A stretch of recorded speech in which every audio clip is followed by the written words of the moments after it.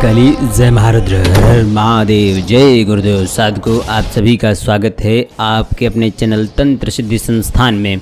साधकों, आज हम आपको एक बहुत ही श्वेत रंग की अप्सरा जो अपने मनोभावों को भी पढ़ा देती है, साधक के सभी मनोभावों को जान भी जाती है, हर एक प्रकार से सक्षम है, हर एक परेशानी को दूर करने में सक्षम है, पत्नी धर्म के भी निभाने को लेकर के सक्षम हैं, मात्र बहन, पुत्री, कन्या, पत्नी आदि सभी रूपों में व्यक्तियों को सिद्ध होती है, साधकों को सिद्ध होती है। रामकृपाल सहाय मध्य प्रदेश गुढ़ा के आसपास के निवासी हैं, शायद गुढ़ा ही उन्होंने राज्य बताया था, और वो वर्तमान में शायद चित्रकूट मंदाकिनी के तट पर आसपास निवास करते हैं वर्तमान में। और ये हमारे साथ करीब 5 से 6 वर्ष इन्होंने हमारे साथ साधनाएं की हुई हैं, हमारे गुरु भाई के रूप में ही हैं।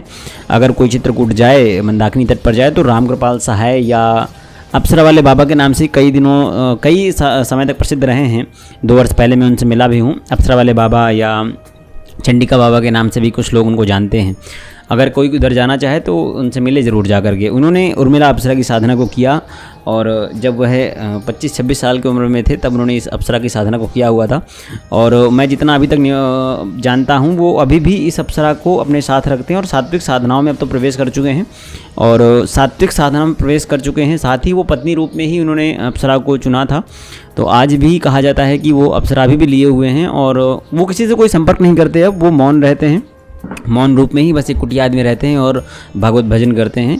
अगर कोई सन्यासी आदि को भोजन आदि की आवश्यकता होती है तो वो साल में, या मुझे लगता है हर एकादशी या प्रत्येक अमावस्या के आसपास भंडारा आदि का भी प्रयोजन करते हैं, लेकिन वो मौन ही रहते हैं।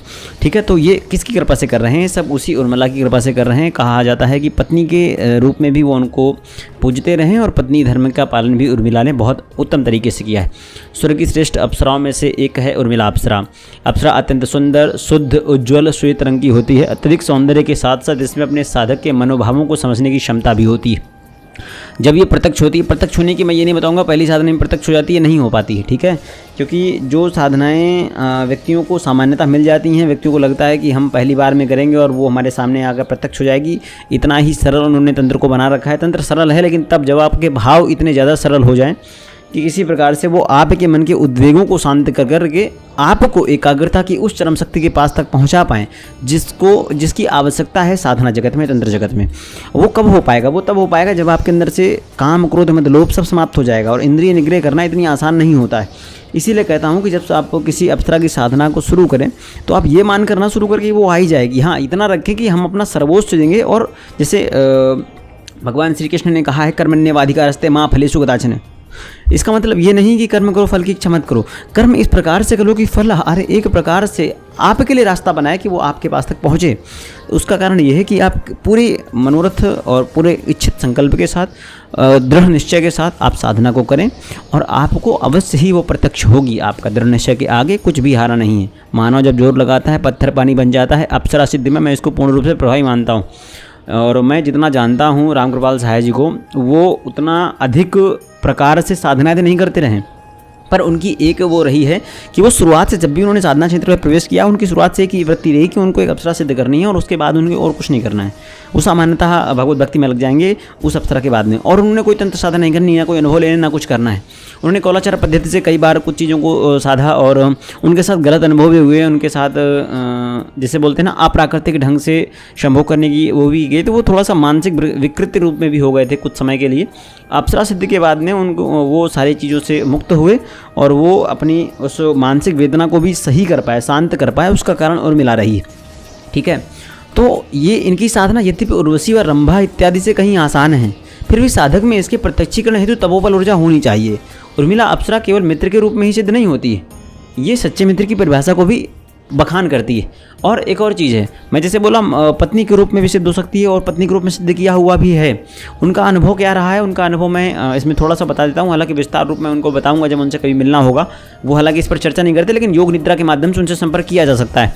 और वो जैसे मैंने बोला मौन रहते हैं, तो बोलेंगे नहीं, पर आप योग निद्रा के माध्यम से, सर्वांग शक्ति के माध्यम से, और आप होरा, उस प्रमुख होरा में जो उनकी चंद्र का होरा हो, और आप उसी होरा में बैठ करके, उस नक्षत्र में बैठ करके उनसे योग निद्रा में बातचीत करें तो आप उनसे बातचीत कर पाएंगे। ठीक है, ये योग निद्रा की एक व्यवस्थित पहचान है। जो इसके बारे में जानता है वो इन चीज़ों को बहुत बेहतर तरीके से जान पाएगा। ठीक है, तो उनके अनुभवों से को मैं कभी विस्तृत रूप से जानकारी प्रदान करूंगा जब उसके बारे में जानकारी होगी हमें।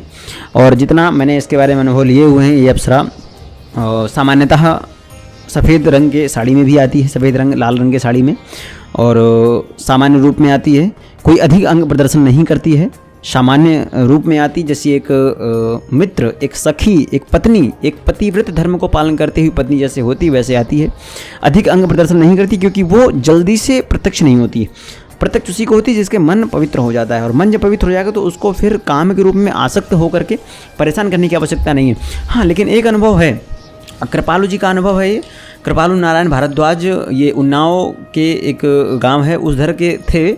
उनके साथ ये नग्न अनुभव हुआ था, जहां पर अप्सरा ने कुछ अन्य अनुचरियों को भेजा था कामाक्ति को प्रधान बना करके। उसमें वो कामसक्त हो गए थे, और आज भी वो विकलांग हैं। विकलांग हैं, मानसिक रूप से विकलांग हैं, उनको वो चीज़ें वो नहीं हो पाई। वो नाम जप आदि करते हैं, इस प्रकार से उनकी काफ़ी सारा चेतना के रूप में वो आज विकसित हो पाए हैं। और वर्तमान 1-1.5 सालों से हम उनसे संपर्क में नहीं हैं। पर अगर आप काम शक्ति के उसमें हो गए तो वो आपके लिए खतरनाक हो सकता है। और उन्होंने उसको मित्र के रूप में सिद्ध करना चाहा, और बाद में काम को लेकर के आ गए। तो मित्र में छल माना जाता है काम को लेकर आना। जैसे बॉलीवुड आज के में एक बड़ी गलत धारणा बना दी है कि एक लड़का और एक लड़की के मित्र नहीं हो सकते।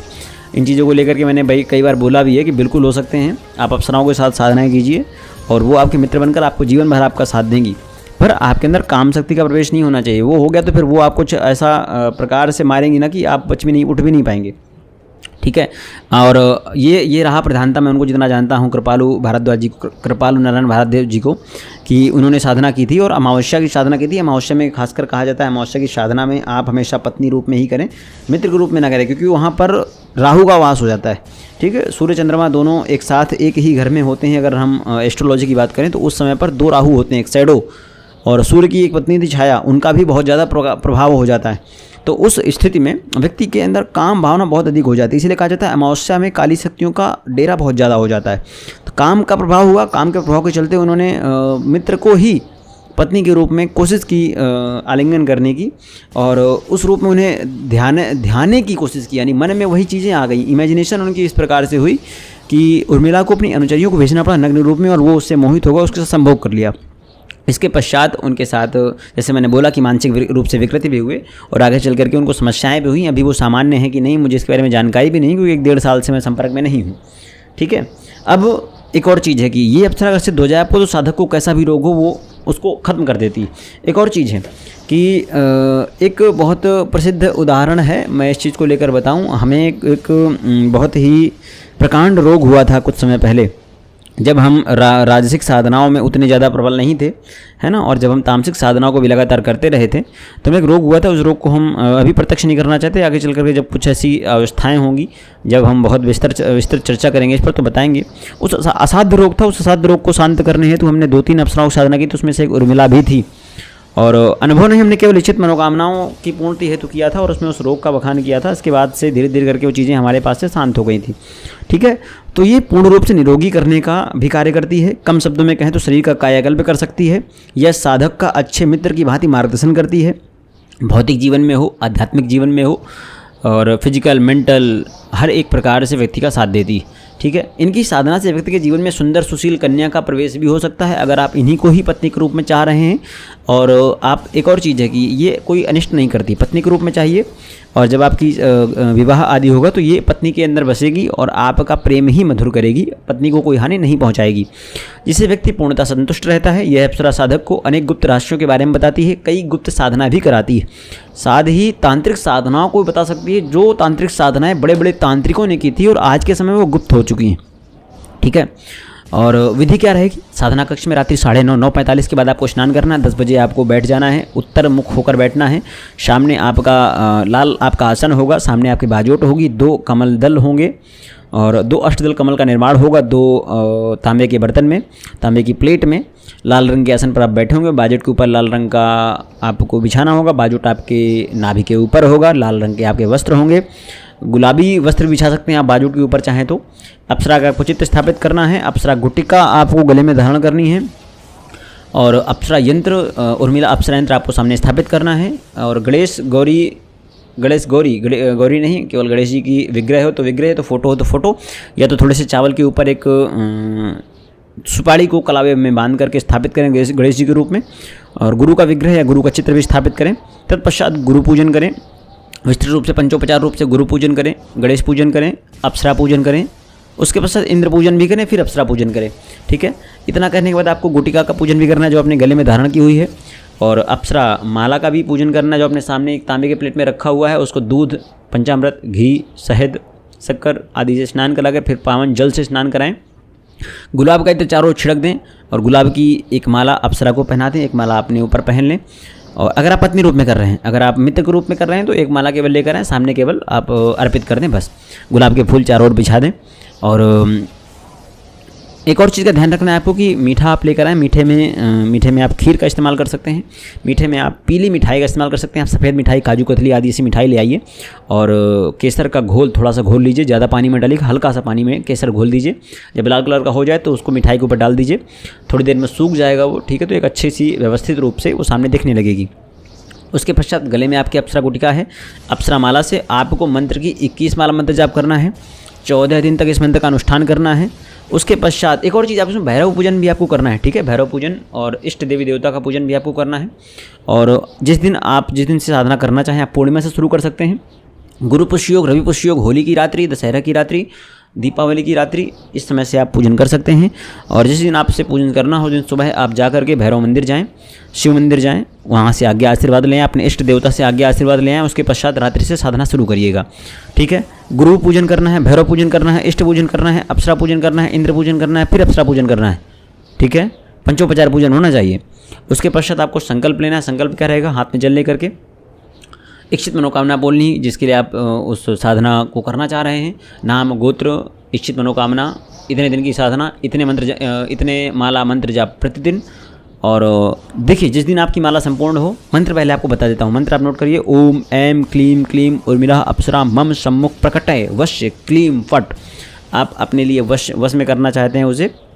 ठीक है, तो इस मंत्र को भी आप संपुट लगाकर संकल्प में बोल सकते हैं। अगर इतना ना बोल पाएँ तो भी आप विस्तृत रूप से संकल्प बोलिए, भाव को प्रधानता लेकर के संकल्प बोलिए और साधना शुरू कीजिए।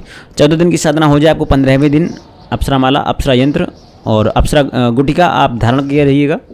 अप्सरा माला, अप्सरा यंत्र आप जाकर के पास की नदी में विसर्जित कर दीजिएगा। सर्व कल्याणार्थ हेतवे और खुद के कल्याणार्थ हेतवे। हो सकता है कि आपको स्वप्न के माध्यम से वो दर्शन दे। कई बार ऐसा होता है प्रत्यक्ष हो जाती है, जिसका मनसा वाचा करुणा बहुत पावन हो, उसको प्रत्यक्ष हो जाती है।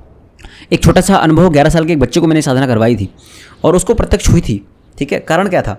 10 से 11 साल में उसके मन में ना तो कुछ दोष था, ना तो कोई राग था, ना काम था, ना कुछ था, ना क्रोध था, ना वैभव था, ना लाभ की आकांक्षा थी, कुछ नहीं था।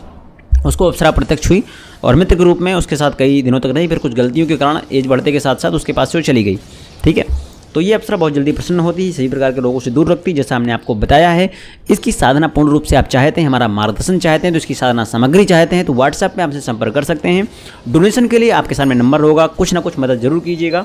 जितनी आशा थी उतनी मदद नहीं हो पाई है, फिर भी माता के ऊपर पूरा भरोसा है, माता के सेवकों पर पूरा भरोसा है, वो इस पर मदद जरूर करेंगे।